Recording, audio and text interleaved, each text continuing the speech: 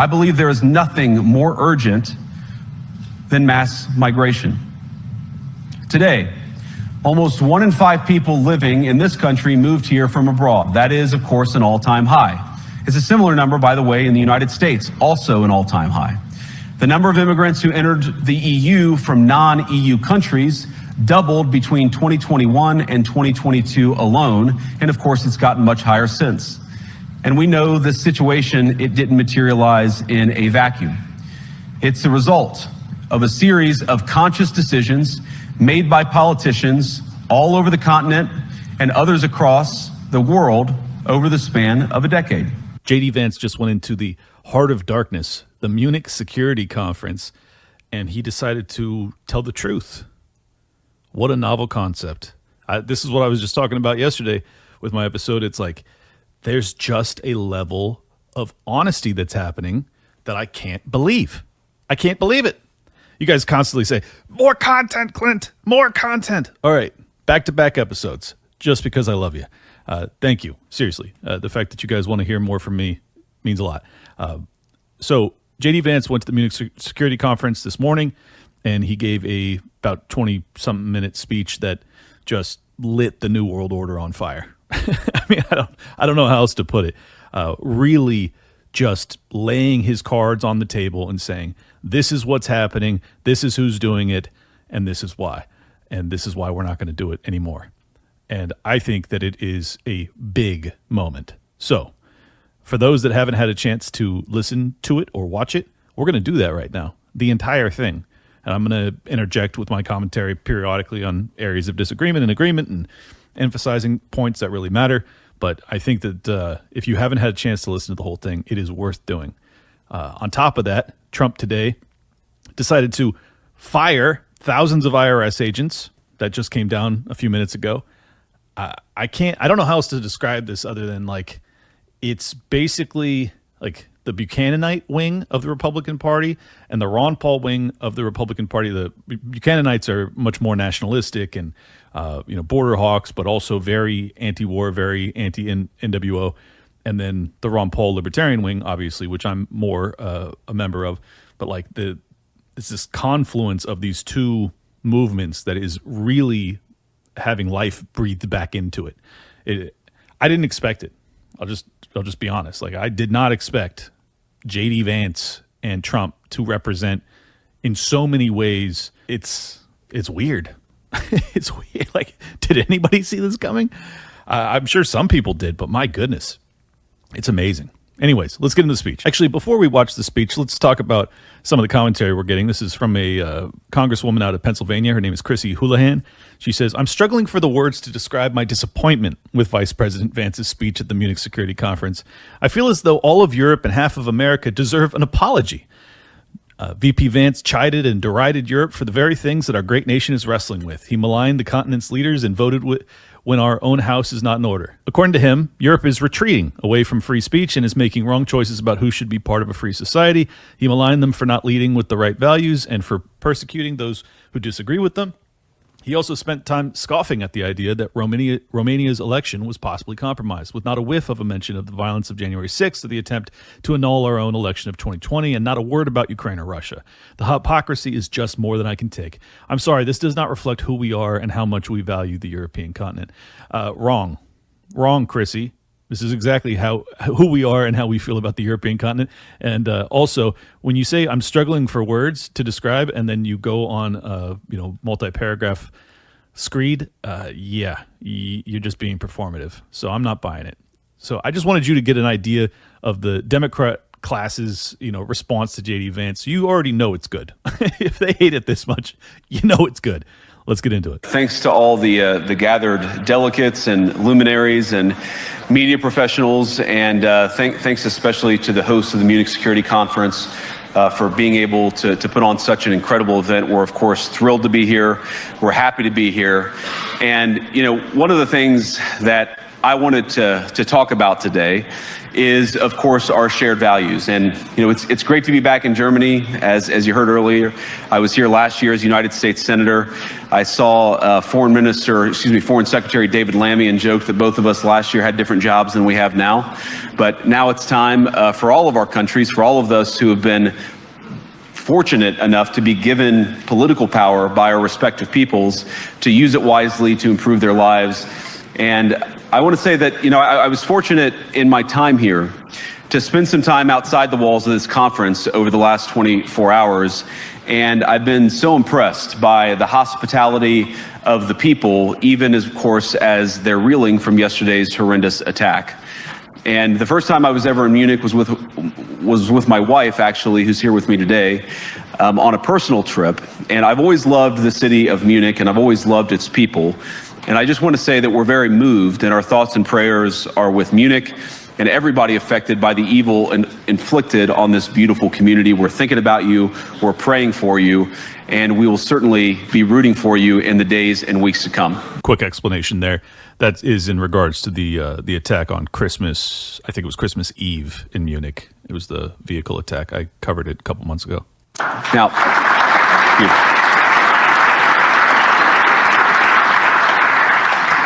I hope that's not the last bit of applause that I get, but we gather at this conference, of course, to discuss security.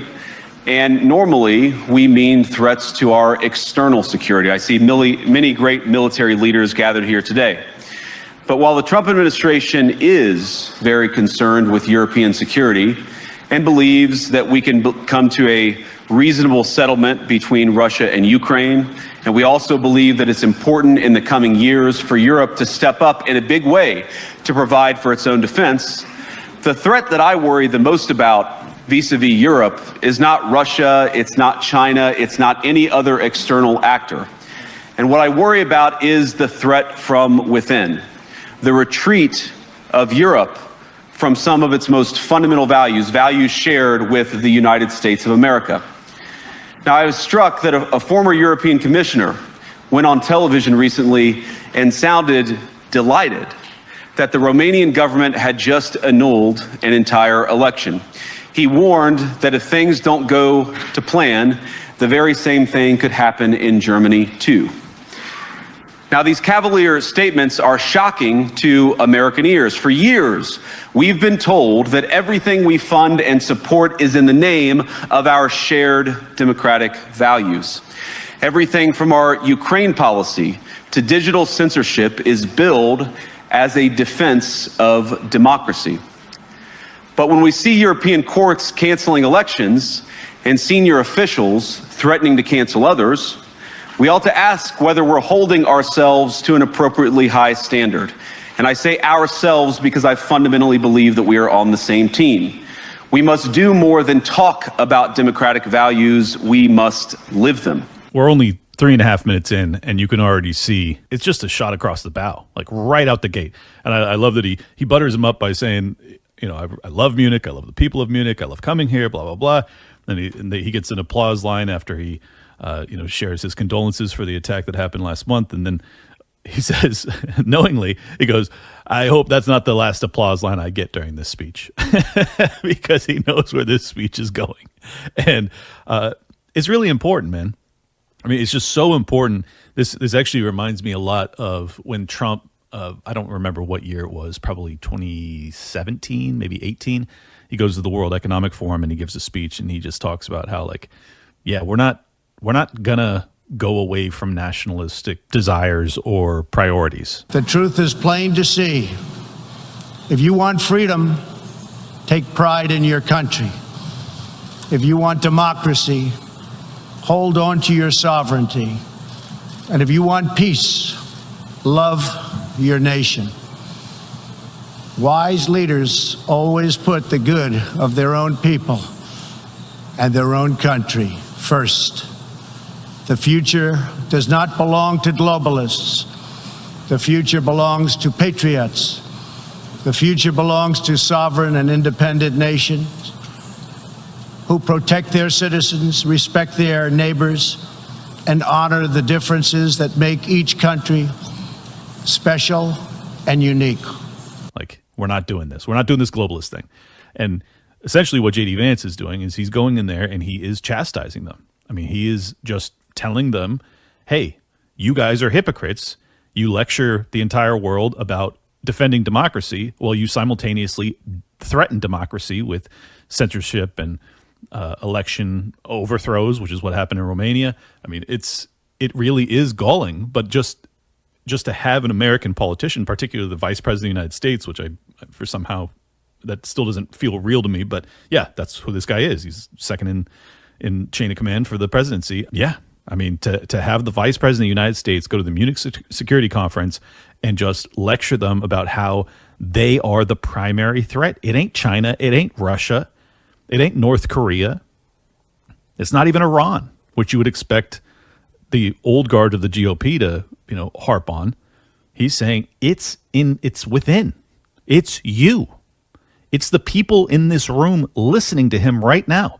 You are the threats to democracy. Profound. Now, within living memory of many of you in this room, the Cold War positioned defenders of democracy against much more tyrannical forces on this continent. And consider the side in that fight that censored dissidents, that closed churches, that canceled elections. Were they the good guys? Certainly not. And thank God they lost the Cold War. They lost because they neither valued nor respected all of the extraordinary blessings of liberty. The freedom to surprise, to make mistakes, to invent, to build. As it turns out, you can't mandate innovation or creativity, just as you can't force people what to think, what to feel, or what to believe. And we believe those things are certainly connected. Just quick interjection. He is analogizing them to the USSR, to the communists. He's saying, y'all are behaving as communists. Look at all these military people. It's like NATO officials. It's the entire European military alliance. This is crazy. And unfortunately, when I look at Europe today, it's sometimes not so clear what happened to some of the Cold War's winners. I look to Brussels, where EU commissars warn citizens that they intend to shut down social media during times of civil unrest the moment they spot what they've judged to be, quote, hateful content. Or to this very country, where police have carried out raids against citizens suspected of posting anti-feminist comments online as part of, quote, combating misogyny on the internet, a day of action. I look to Sweden, where 2 weeks ago the government convicted a Christian activist for participating in Koran burnings that resulted in his friend's murder. And as the judge in his case chillingly noted, Sweden's laws to supposedly protect free expression do not, in fact, grant, and I'm quoting, a free pass to do or say anything without risking offending the group that holds that belief. And perhaps most concerningly, I look to our very dear friends, the United Kingdom, where the backslide away from conscience rights has placed the basic liberties of religious Britons in particular in the crosshairs. A little over 2 years ago, the British government charged Adam Smith Connor, a 51-year-old physiotherapist and an Army veteran, with the heinous crime of standing 50 meters from an abortion clinic and silently praying for 3 minutes. Not obstructing anyone, not interacting with anyone, just silently praying on his own. And after British law enforcement spotted him and demanded to know what he was praying for, Adam replied simply, it was on behalf of the unborn son he and his former girlfriend had aborted years before. Now, the officers were not moved. Adam was found guilty of breaking the government's new buffer zones law, which criminalizes silent prayer and other actions that could influence a person's decision within 200 meters of an abortion facility. He was sentenced to pay thousands of pounds in legal costs to the prosecution. Now, I wish I could say that this was a fluke, a one-off crazy example of a badly written law being enacted against a single person. But no, this last October, just a few months ago, the Scottish government began distributing letters to citizens whose houses lay within so-called safe access zones, warning them that even private prayer within their own homes may amount to breaking the law. Naturally, the government urged readers to report any fellow citizen suspected guilty of thought crime. In Britain and across Europe, free speech, I fear, is in retreat. And in the interest of comedy, my friends, but also in the interest of truth, I will admit that sometimes the loudest voices for censorship have come not from within Europe, but from within my own country, where the prior administration threatened and bullied social media companies to censor so-called misinformation. Misinformation like, for example, the idea that coronavirus had likely leaked from a laboratory in China. Our own government encouraged private companies to silence people who dared to utter what turned out to be an obvious truth. So I come here today not just with an observation, but with an offer. And just as the Biden administration seemed desperate to silence people for speaking their minds, so the Trump administration will do precisely the opposite, and I hope that we can work together on that. I think it's so important that he didn't just go over there pointing a finger, but rather pointing the finger back at our own country. Because, as you know, I mean, I cover this with you guys every week. It's all of the dangers of speech suppression and censorship that the Europeans are experiencing it. We experienced it very stark fashion in 21 in particular. It was really bad. Now, they seem to have even additional problems when it comes to prayer and things of that nature, which I don't think we are suffering yet, fortunately. If you only point a finger and you don't admit your own country's faults, then it comes off as kind of school marmish and lecturing, as opposed to, these are my actual principles, and you're falling short, and so are we. Let's work on being better together. I hope that that's a more productive avenue, though I doubt they will feel the way I do about it. In Washington, there is a new sheriff in town, and under Donald Trump's leadership, we may disagree with your views, but we will fight to defend your right to offer it in the public square, agree or disagree.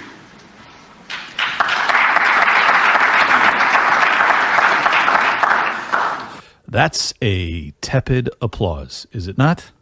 Now, we're at the point, of course, that the situation has gotten so bad that this December, Romania straight up canceled the results of a presidential election based on the flimsy suspicions of an intelligence agency and enormous pressure from its continental neighbors. Now, as I understand it, the argument was that Russian disinformation had infected the Romanian elections. But I'd ask my European friends to have some perspective. You can believe it's wrong for Russia to buy social media advertisements to influence your elections. We certainly do. You can condemn it on the world stage even. But if your democracy can be destroyed with a few $100,000 of digital advertising from a foreign country, then it wasn't very strong to begin with. There's like 2 people clapping in this room filled with hundreds of people. Oh my goodness. I mean, it's just so obviously true. It's so obviously true that yes, if we don't want to have foreign interference and influence in our elections, but it is inevitable to a certain extent. And if you're going to cancel elections because of online advertising, which is what they attempted to do with Donald Trump, and what they actually did in Romania, well, then your system is incredibly fragile. So I hope that this actually lands with some people in this room. I sincerely doubt it is, though, but I'm kind of enjoying their agony, to be honest. Now, the good news is that I happen to think your democracies are substantially less brittle than many people apparently fear. And I really do believe that allowing our citizens to speak their mind will make them stronger still.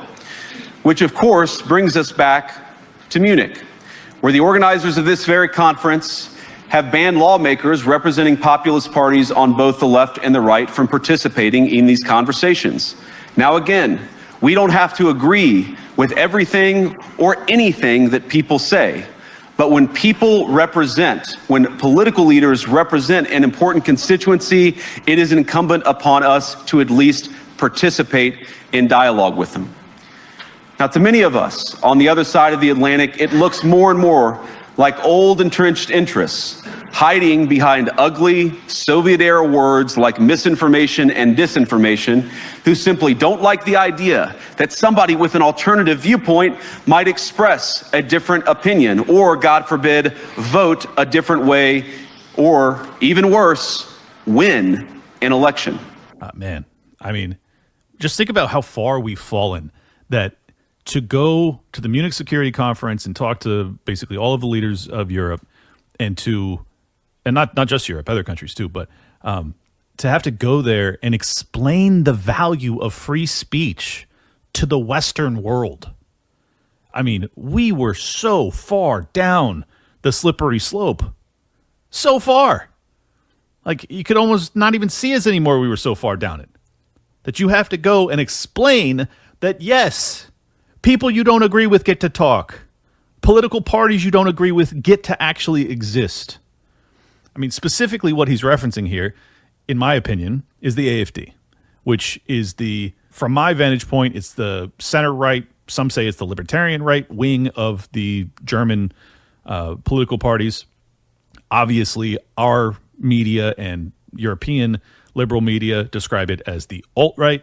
I don't think that's it at all. I think it is a nationalist libertarian movement to a large extent.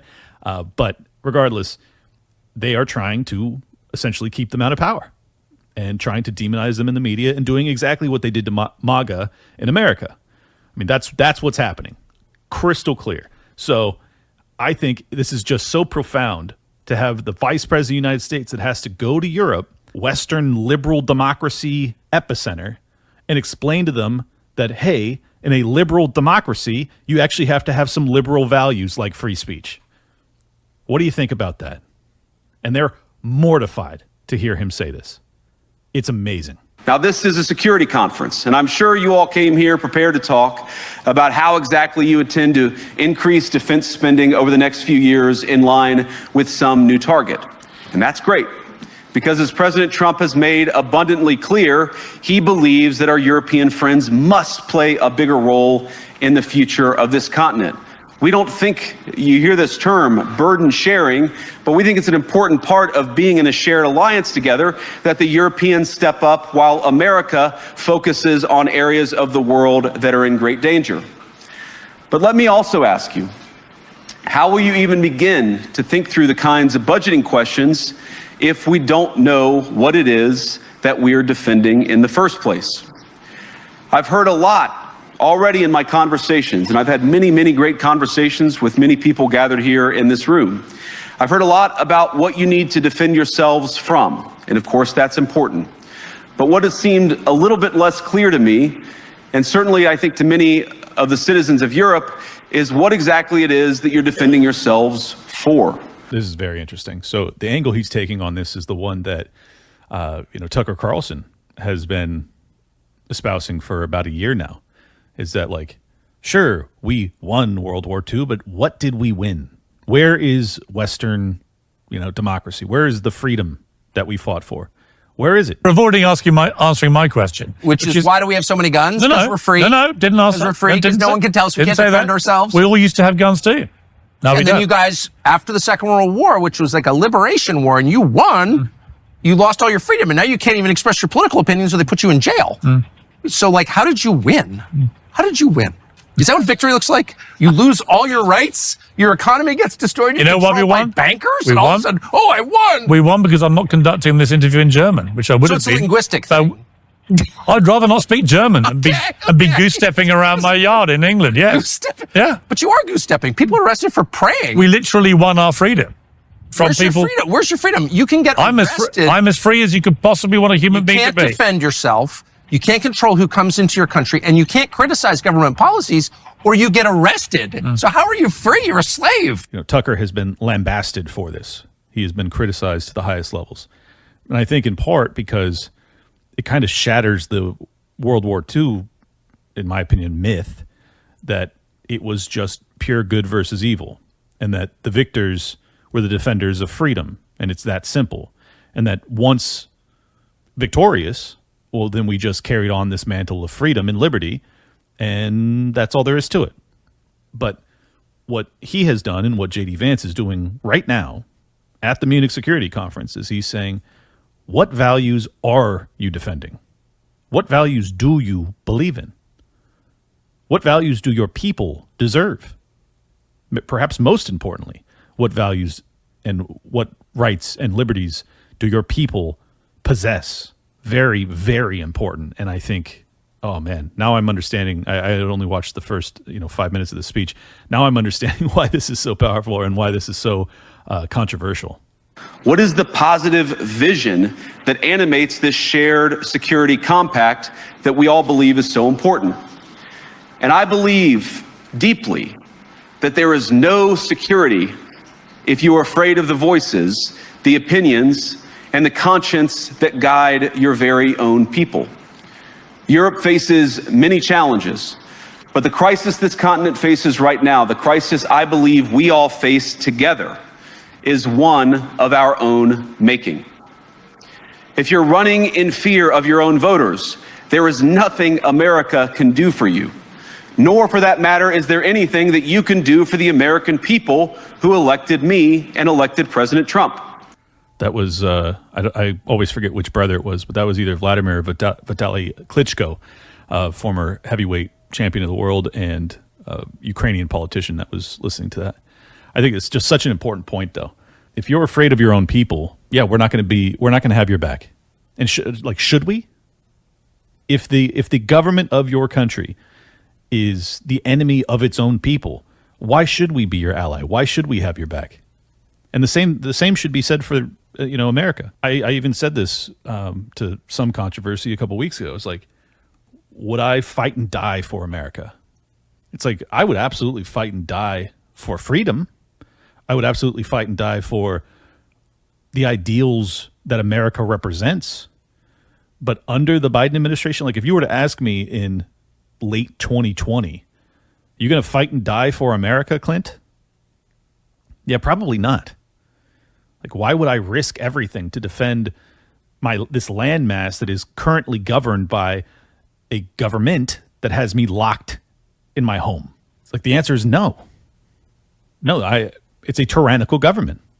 It was a clear tyrannical, totalitarian even government in 2020.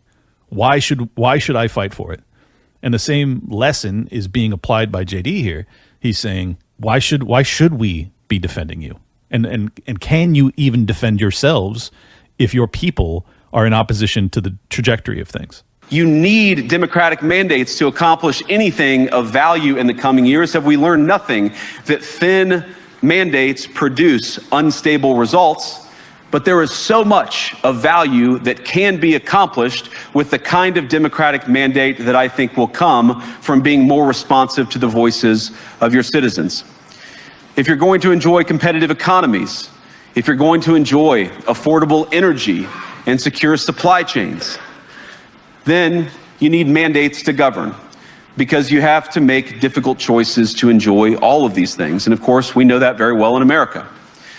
You cannot win a democratic mandate by censoring your opponents or putting them in jail, whether that's the leader of the opposition, a humble Christian praying in her own home, or a journalist trying to report the news. Nor can you win one by disregarding your basic electorate on questions like who gets to be a part of our shared society. And of all the pressing challenges that the nations represented here face, I believe there is nothing more urgent than mass migration. Today, almost 1 in 5 people living in this country moved here from abroad. That is, of course, an all-time high. It's a similar number, by the way, in the United States, also an all-time high. The number of immigrants who entered the EU from non-EU countries doubled between 2021 and 2022 alone, and of course, it's gotten much higher since. And we know the situation, it didn't materialize in a vacuum. It's the result of a series of conscious decisions made by politicians all over the continent and others across the world over the span of a decade. A little bit more than a decade, to be honest. I think that it really got its legs under the UN in the mid-2000s when I've given you the whole history on this, but because of the climate change concerns, they had the UN conference in New York City in 1999, I believe it was, and they were talking about, what the next century was going to look like and how the focus had to be prevention of climate change. Then you have the ESG framework that comes out in the mid-2000s through the United Nations, which also encompasses within it the DEI framework, but also this reparations via migrations from the third world into the Western world or to the first world, which is kind of synonymous. And that is where this entire NGO, USAID funding starts to cycle out. So he's right that like the immigration crisis really began about a decade ago, but the ideas behind it began a little bit earlier. And it's created by many of the people sitting in this room that he is lecturing currently. Powerful. Quick interjection from our homie Mike Lindell over at mypillow.com. If you need new blankets, new bed sheets, new slippers, a robe, whatever, bro. You need to get more cozy? You know where to go. It's My Pillow, yo. 800-803-0339 is the phone number if you want to call and place an order, or go to mypillow.com/lockdown. Again, that's mypillow.com/lockdown. Get cozy, get crazy, get a new comforter. mypillow.com/lockdown. We saw the horrors wrought by these decisions yesterday in this very city. And of course, I can't bring it up again without thinking about the terrible victims who had a beautiful winter day in Munich ruined. Our thoughts and prayers are with them and will remain with them. But why did this happen in the first place? It's a terrible story, but it's one we've heard way too many times in Europe and unfortunately too many times in the United States as well. An asylum seeker, often a young man in his mid-20s, already known to police, rams a car into a crowd and shatters a community. How many times must we suffer these appalling setbacks before we change course and take our shared civilization in a new direction? No voter on this continent went to the ballot box to open the floodgates to millions of unvetted immigrants. But you know what they did vote for?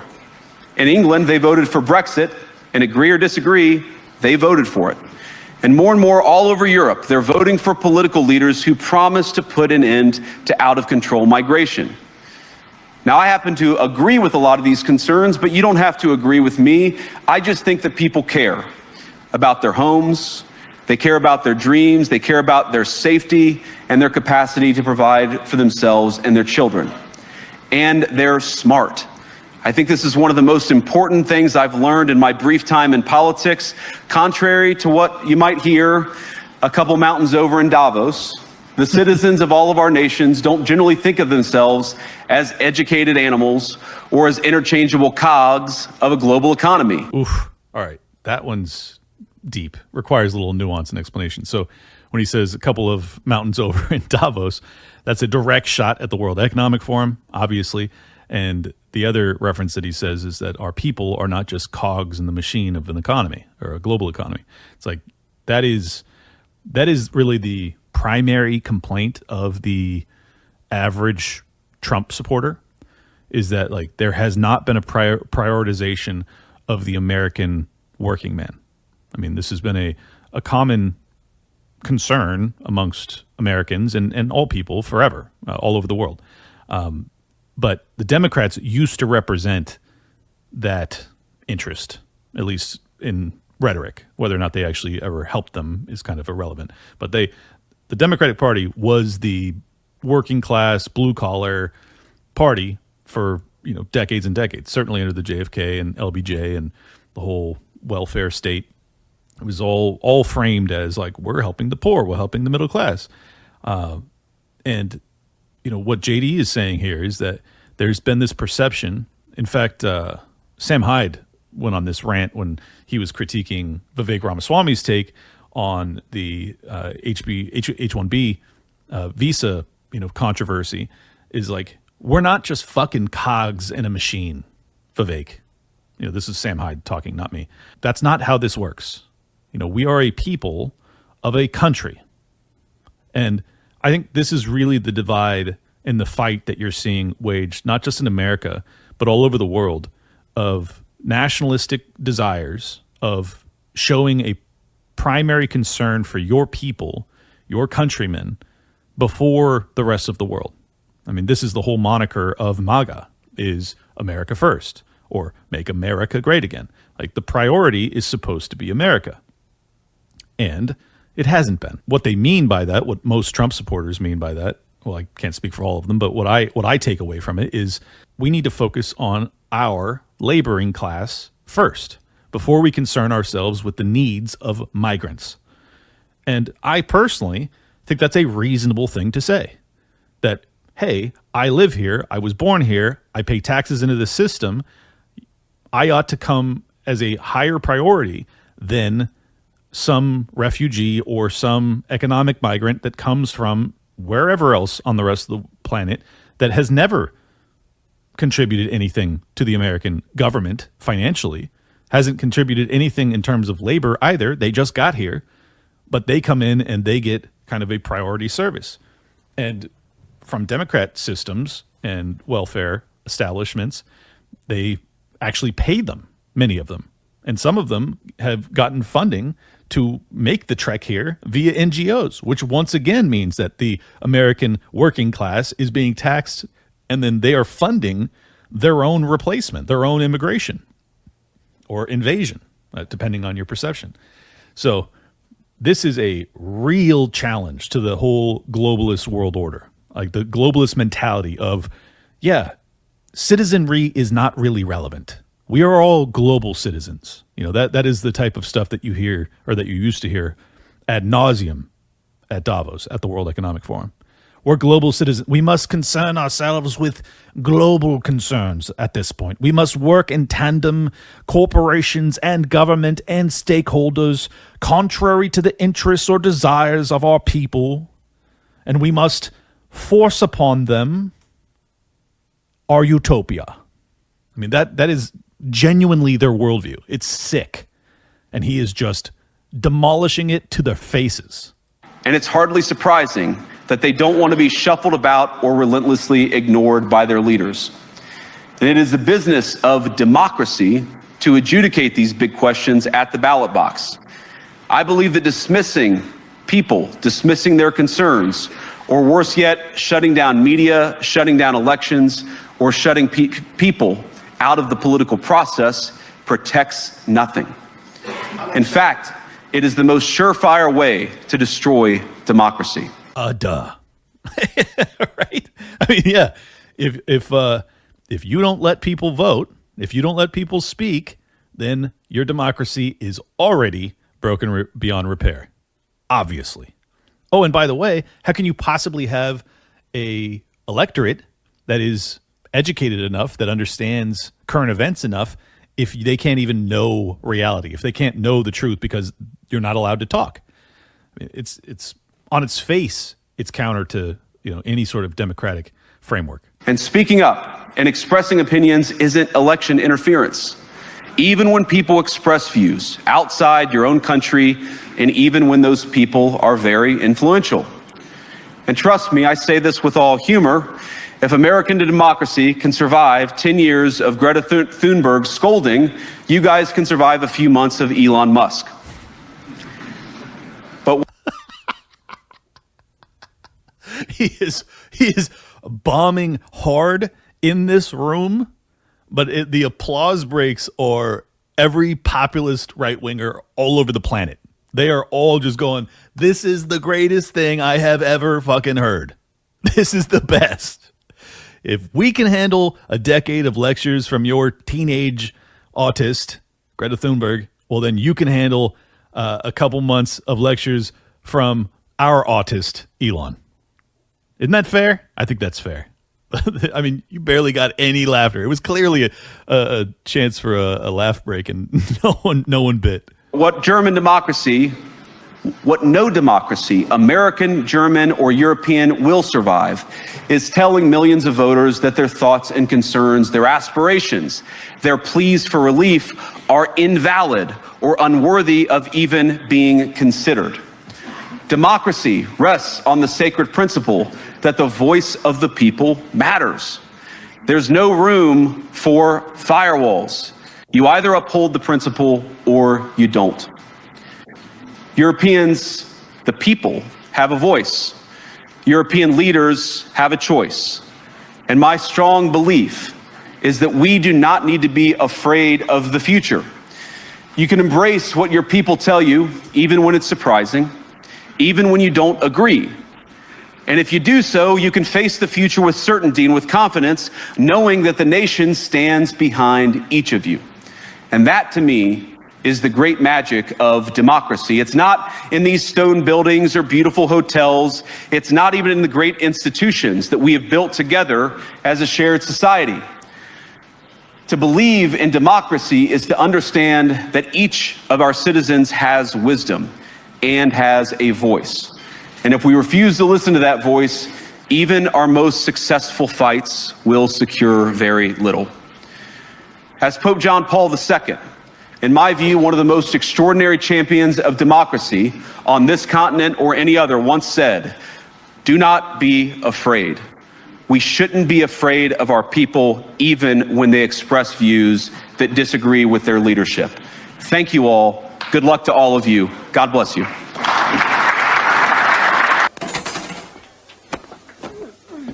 Fuck you, fuck you, fuck you.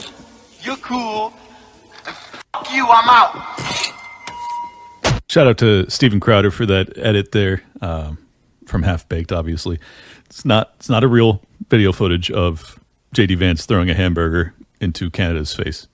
Just want to clarify that for YouTube purposes. It's not really that like what he said is so profound. It's the setting in which he says it. To say it to all of the technocrats, all of them. I mean, they're all there. All of the leadership, all of the people that were behind the entire 2020 to 2022 totalitarian global reshaping of our existence. The people that said we can't allow for our citizens to have open dialogue during this period. We can't risk it, lest they misinform one another. You remember it well.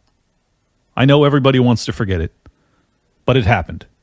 And it was done by the people sitting in that fucking audience right in front of him. And he's telling them, this is not a pathway to lasting success. And he's right. It's a pathway to revolt, ultimately.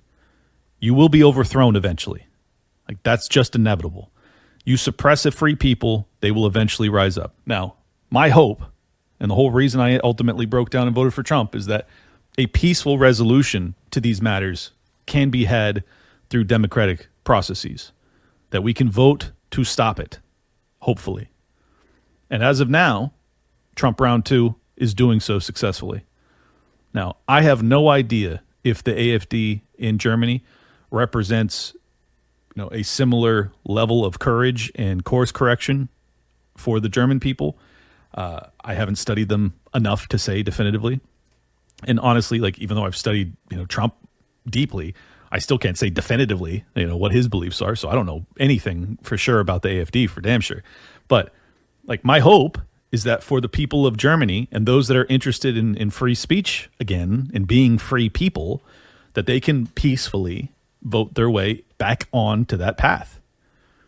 And we're going to find out. People forget, but really what happened was, and Mike Benz has, educated me on this, the ancient history of this, but what the entire kind of USAID framework was established for, and this whole free speech on the internet movement, which used to be pushed by the U.S. State Department and pushed by and funded by USAID and the NED, the National Endowment for Democracy, is that they believed that if you allowed people to speak freely in countries that have, dictators or governments that are not good, that it would ultimately free them up. That it would if you just encourage through your funding to liberalize speech rights in these countries, that it could lead to revolutions in these countries. Like, that was kind of the conceptual framework. But what they realized after Trump in 2016, when he won out of nowhere, was that free speech was a big fucking problem. That if you actually allow for us to talk freely and think freely, we might come to a conclusion you don't like. And that's what happened in 2016. And you can look at the I mean, it is such a clear inflection point by which they go, we're pushing free speech all over the world. We're pushing free speech platforms. We're trying to reduce censorship in Cuba and Brazil and, Russia or wherever else. To all of a sudden, no. We're going to get inside of these applications and we're going to set the terms of service and we are going to handcraft the narrative that is permitted, not just in America, but almost everywhere. I mean, that's the idea. It is full spectrum dominance, as they say.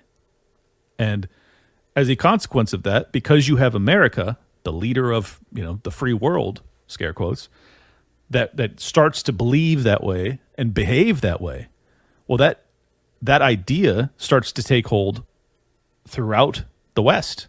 I mean, Europe is even worse off than we are. Canada is infinitely worse off. The entire woke mind virus, which we've talked about ad nauseum, so I won't go back into it, but like the critical theory, the censorship, you can't really be racist against people who are in a position of power. Now, who's the person in a position of power? Well, it's obviously the straight white guy. You can't be racist towards them. You can't oppress them. So what's that mean? Well, you can censor them because they're already, the perpetrator.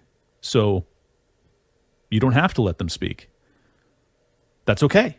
That's permissible under this kind of, hierarchy of oppression. And when you're pushing this is why I was so adamantly opposed to the woke mind virus, was not just that I disagreed, but that I understood where it was going.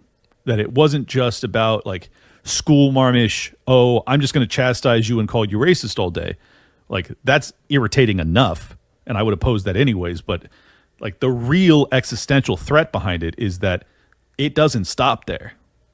It goes to, okay, now you're a second-class citizen, and we're going to use the power of the state to censor you specifically. And we're only going to permit narratives to propagate that go along with our worldview. Well, we classify everything you think, say, utter, murmur, whisper as hate speech.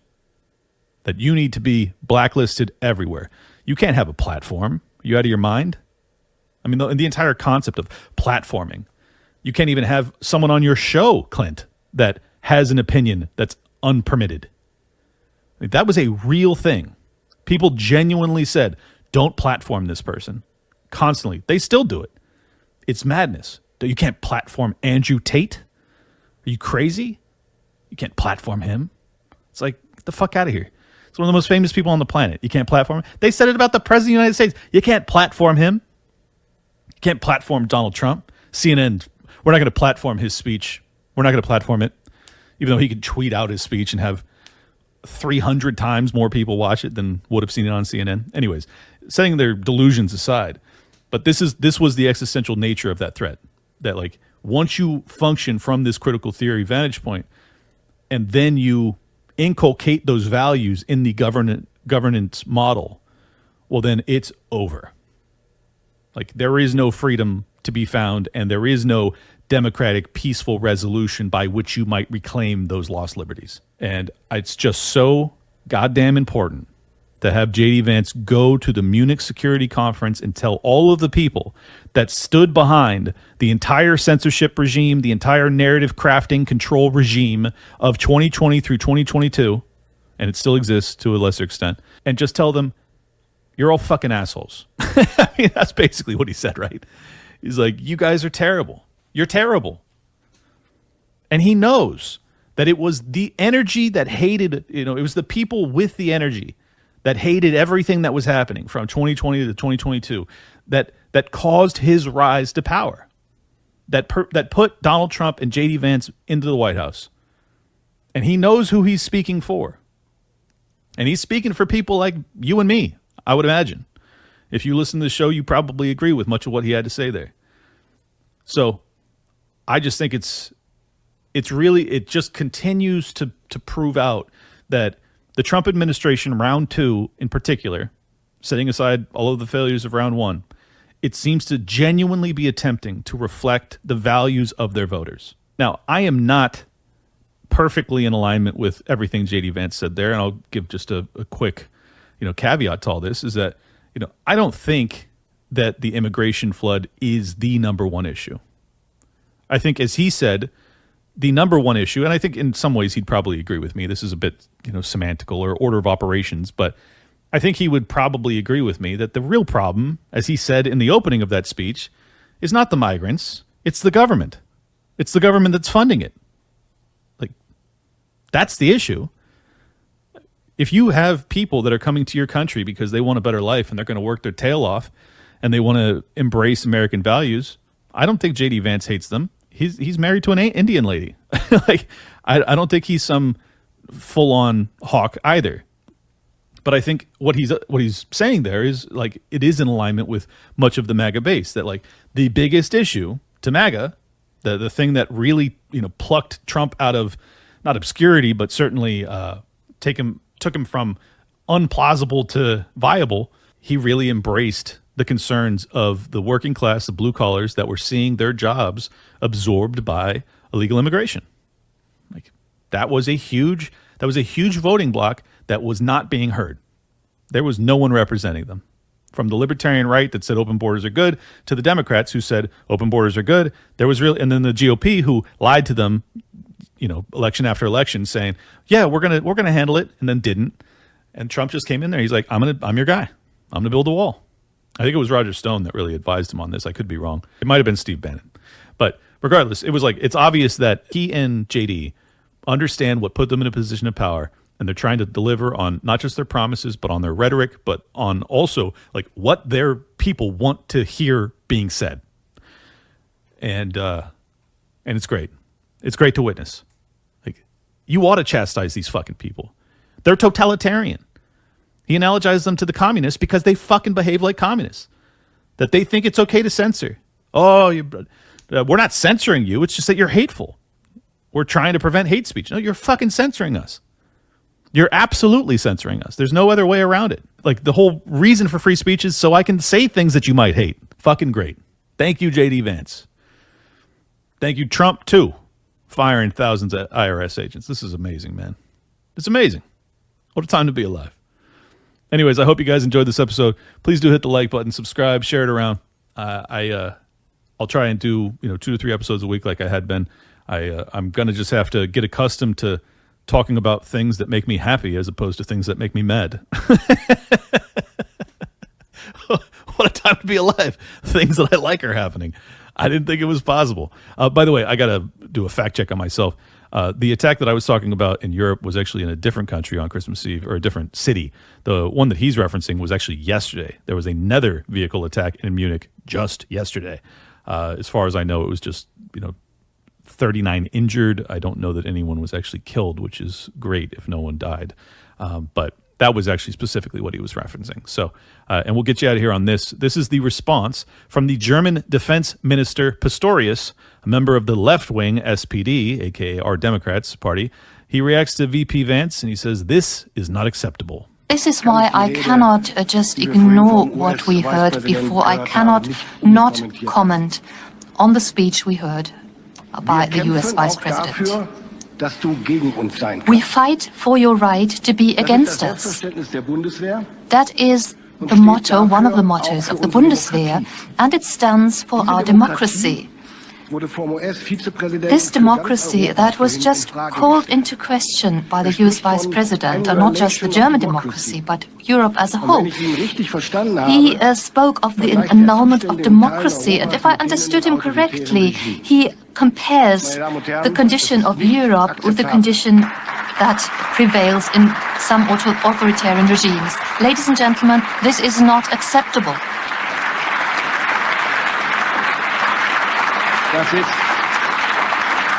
Everyone in that room is clapping because they were all just shamed, and he's just telling them, he's lying about us. We're the good guys. We didn't censor everybody on Earth for years. No, we wouldn't do that. We're the good guys. Oh, you're going to compare us to fucking some of the worst totalitarian countries in leadership, like the communists, like the USSR? Fuck you, man. No, he's just telling you the truth to your fucking faces. Deal with it.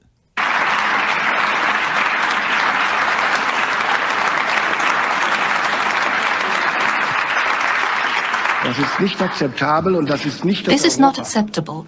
This is not the Europe, not the democracy where I live and where I conduct my election campaign right now. And this is not the democracy that I witness every day in our parliament. In our democracy, every opinion has a voice. And it makes it possible for parties that are partly extremist, such as the AfD, and they can campaign just as any other party. This is democracy. And if the Vice President had the opportunity to switch on his TV set when he arrived yesterday, he would have seen one of those candidates in primetime TV. By the way, we even admit media that spread Russian propaganda, and the representatives of the federal government answer their questions. Nobody is excluded. But democracy does not mean that a vociferous minority will automatically be right, and they cannot decide what truth is.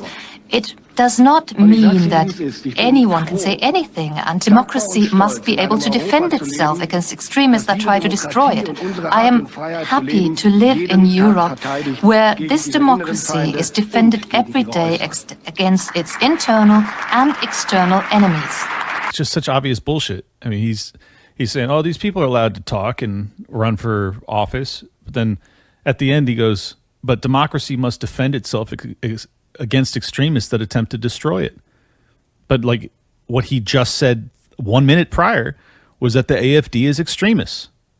So if you're going to argue that these are, existential threats to democracy, by its very nature, you're saying, yeah, these people cannot hold power. And there has been maneuvers to prevent any populist right-wing movement from taking power. France comes to mind. Macron wouldn't step down. It's like, this is the entire thing that's happening in Europe. This is the entire paradigm. And it's just so dangerous. But this is exactly the rhetoric that you and I had to languish under for years when it came to Donald Trump, particularly during Joe Biden's administration, when they tried to throw the dude in jail and lock up all of his supporters and censor all of us. They tried to use I think it was the 13th, 14th Amendment to prevent him from running again, saying he was an insurrectionist, Russian disinformation. It's all the same it's the exact same playbook. The exact same playbook. And the point that I want to get across to you is that is not a coincidence. The reason the playbook is the same is because all of these technocratic totalitarians get together at places like Munich or Davos, the World Economic Forum, and they all sit around and they have these conversations. They all talk about game planning this stuff, and then they all come up with the same exact script, that Russia is interfering with our elections, and these populist right-wingers that believe in a nation state and don't believe in unmitigated mass migration, that they are an existential threat, and they're extremists, and they're terrorists, and they're threats to democracy, and we must stop them no matter what it takes. We must stop them. It doesn't matter. You're not defending your minority voter in your country if that's your worldview. And guess what? We weren't even the minority. Trump got elected with the popular vote. And that might happen in Germany too. Who knows? With the AfD, especially with Elon, boosting them. And I just can't stand these people, man. I just can't stand them. And therefore, I would like to explicitly contradict and oppose the impression that Vice President Vance suggested here, that our democracies oppress and silence minorities. We not only know against whom we defend our countries, but also what we defend it for. It's for democracy, for freedom of opinion, for the rule of law, and the dignity of each and every one, ladies and gentlemen. Ladies and gentlemen, but unlike the Vice President, I would also like to focus my speech on the most pressing questions of European and transatlantic security. The last days have confirmed what many had speculated for months. The United States are pushing for a quick peace settlement between Russia and Ukraine, and they expect Europe to take the lead in securing any agreement that follows. Davos or in Munich, it's not just them having conversations and cocktail parties where these narratives, come to pass or where they become agreed upon. It's not just there. It is the entire USAID State Department framework by which these narratives really get set. And particularly this became obvious when it was Brazil with the ouster of Bolsonaro, and it was just so exactly the same as what happened to Trump in his presidency. They even had their own J6. I mean, it was like the exact same script. So I don't believe that you see these exact same scripts playing out in totally different countries with totally different cultures at the exact same time, or, you know, with a year separation organically. You know, call me crazy. I don't think it's happening organically. And when you understand that billions of dollars get pushed through from the State Department via USAID into the NGOs, and you have the same terms of service, you know, backdoor censorship stuff that's transpiring on big tech to kind of craft these narratives and mold the Overton window into something that's palatable to you, and very counter to any sort of dissident movement in your country, it doesn't strike me as happenstance. It strikes me as coordinated and intentional, and yeah, you're conspiring. I'll say it. You're conspiring. You are. So, look, I think it's great, man. Even if, you know, JD overstated some things, as the German politician claims, which I don't buy, to be honest, but say he did overstate some of it. Fine. I know what we experienced in America, and it was atrocious. And from everything I've read, it's a very similar thing that's happening in most of the Western world, and in some nations far, far worse, the UK in particular. And I think that any sort of pushback is good.